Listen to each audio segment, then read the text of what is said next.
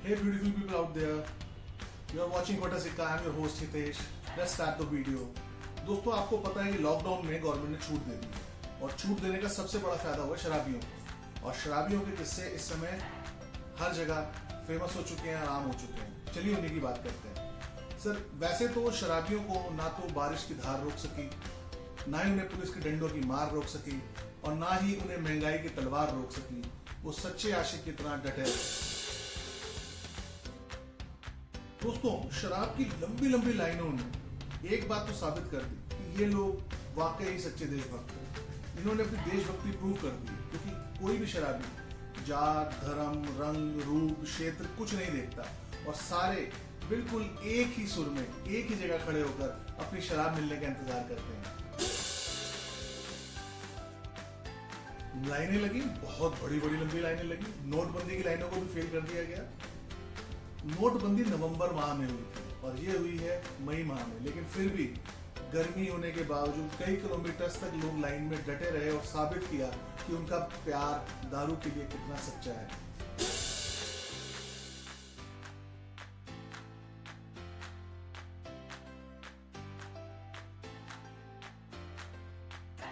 और लोगों का तो ये भी कहना है कि इस देश में कोरोना से सिर्फ दो जमातों को डर नहीं लगता है।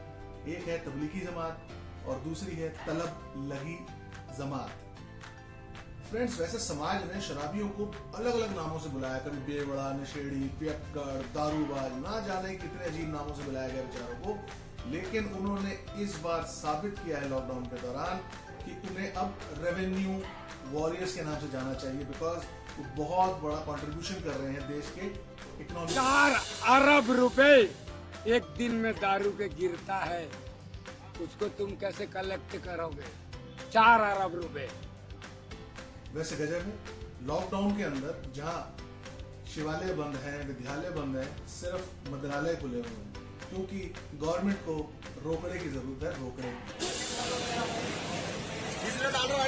आप लोग हमारे देश की इकोनॉमी है।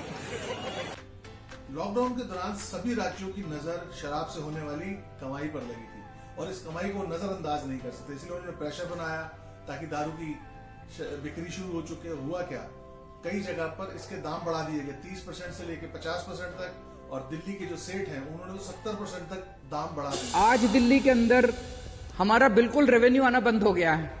तुम जैसे बेवड़ों का सहारा है दोस्तों, तुम जैसे बेवड़ों का सहारा है दोस्तों, ये दिल तुम्हारे प्यार का मारा है दोस्तों, ये दिल तुम्हारे प्यार का मारा है दोस्तों। लेकिन मजाल है किसी शराबी ने उफ तक की हो।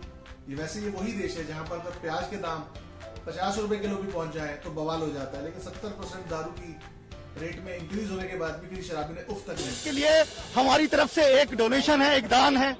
क्या आपने नोट किया है कि केजरीवाल पुरानी फिल्मों के उस लड़की के बाप की तरह शराबियों से पेश आ रहे हैं, जो कि पहले तो लड़के को समझाता था कि वो उसका लड़की का पीछा ना करे, फिर गुंडों से उसकी पिटाई करवाता था और बाद में वो उसको धमकी देता था कि तुम मेरी लड़की को अफोर्ड नहीं कर सकता, उसका खर्चा नहीं उठा सकता।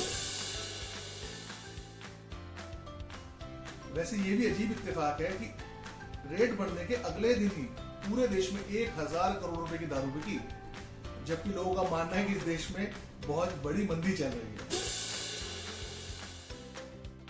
दिल्ली से निकलकर चलते हैं पंजाब की तरफ, जहां पर कैप्टन अमरिंदर सिंह की सरकार ने फैसला लिया है कि शराब घर घर पहुंचाई जाएगी ऑन डिमांड। ये वही बात है कि घायल की गद घायल जाने, बिकॉज कैप्टन साहब खुद भी शौकीन है तो वो समझ सकते हैं शराबियों का दर्द क्या है।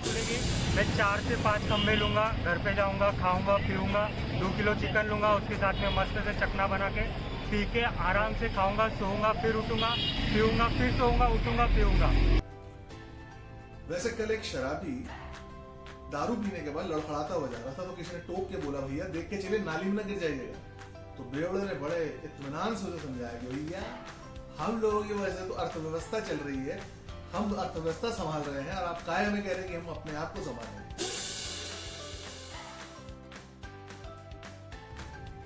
वैसे आजकल अमेरिका और चीन बहुत परेशान है, बिकॉज जब वो सैटेलाइट से इंडिया को देखते हैं और लोगों का समूह देखते हैं गलियों में खड़ा हुआ, तो कुछ समझ नहीं आता है।